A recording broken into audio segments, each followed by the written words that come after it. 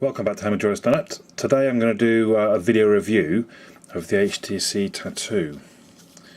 I know normally, you might have seen, I do reviews on HammondJoys.net. I do little bits of video and then I sort of write up everything else, include some photos and things.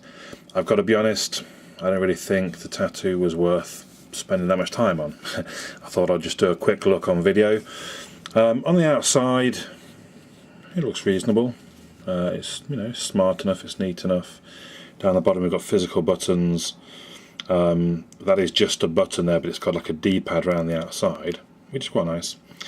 You've got the green handset button, red handset button. Red is the power as well. Back, search, home and menu, as you would kind of expect. Regular mini USB connection at the bottom. 3.5mm jack at the top for your headphones. Now, I don't know if you can see on the camera, one of the first things that put me off this device within the first day, I'm having trouble seeing it myself now, you can hear it there, I managed to get a scratch in the screen. Not exactly Gorilla Glass, it does actually feel quite plasticky, and I managed to do that. I think there was a little bit of grit on there, so I was swiping down. That's just not the quality I expect really from HTC, but this is without doubt a budget device. I've got sort of what you might say is one of the alternatives, the X10 Mini. So we can have a look size wise. You can see the Mini is quite a bit smaller, although similar. The Mini is probably slightly thicker. I would suggest the street value of the Tattoo is somewhere, well, depending on what state you buy it in, but sort of £80 to 120, 130, and the X10 is probably a little bit higher, 120 to 170, 180. So they're not exact sort of comparisons. So a quick look at the back there. The battery, as you'll see in a second, it powers it quite well. It's 1100 milliamp hours.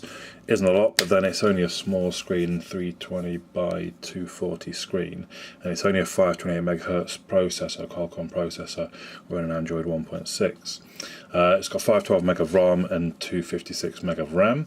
The weight is 113 grams, so this actually weighs, I think, a little bit more than my Galaxy S. So I mean, you look at the size difference, but this is actually the same weight. So that's a little bit disappointing, I suppose, in some ways. But anyway, it's got everything you expect. GPS, it does have a camera. It's got the 2.8 inch TFT LCD. The camera is 3.2 megapixels, and it's reasonable. It's no better or worse really than the ones you see in the other HTC devices for a 3 megapixel camera anyway. So we turn it on. I've not got my SIM in at the moment. We can just have a look through. Now you can see power time widget I've got going in the corner there. So this phone has been used by someone for a few months, so the battery's probably worn in. It's saying it's at 2/3 life with 32 hours left, so you're going to get a good couple of days out of battery life. So that's that's a positive without doubt. Now, there you go, straight away you can see, oh, what's it opening now? And this is where I have a problem. Okay, so that's a bit more responsive. I just think the screen's terrible. Okay, okay, there we go. Okay, so it is moving a bit better now, but I'm pressing quite hard.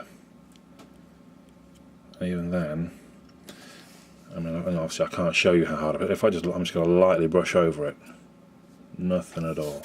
Just to compare. Lightly brush my Galaxy S, no problem. Lightly brush this, nothing. Press hard, there we go. But at the same time, as I think we've seen already, sometimes when you press hard, it just goes ahead and opens something up. It would, I'll be honest, it would drive me nuts. I couldn't look. Come on, I'd be throwing it out the car window or something. The app drawer. So again, all the time I'm having to press quite firmly on the screen, and even then it's rather laggy. I have used the task manager to close extra running things down, so there's very little going on there. You can see it's free memory, 65 meg. And the camera app, just nothing different as you would expect. Obviously I'm not going to show you much, just waving it a bit of grey. Oopsie, sorry, I'm going off camera, I'm not paying attention. Yeah, well, I can't really show you anything. See if we can look at a... I did just take one of my usual pictures out the window.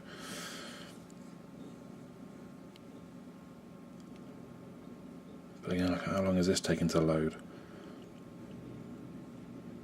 Yeah, if I was there showing a friend, yeah, look at this picture I took. Oh, email. That's the one I just took. I'm really after this one. There it is.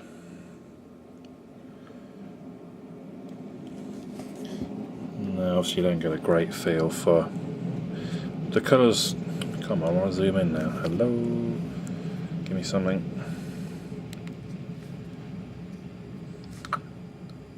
So I think this is why video is probably a good way of reviewing this. You go, oh, see where they're going now. You do get a good feel for the frustration. So I don't know if you can see there, it's not a great looking, well, it's not bad actually, I suppose. It's not too bad. It's enough for sort of Facebook and all that kind of thing. I see, I don't know how well you can see that on the camera. That's, looking at that now, that's quite a nice crisp image on the screen. That's not bad. So when I say I don't like the screen, it's not necessarily the visual quality of the screen, it's more the touch screen. It's just so unresponsive. Obviously it comes with HTC Sense, which I'm sure everybody's quite familiar with at this point.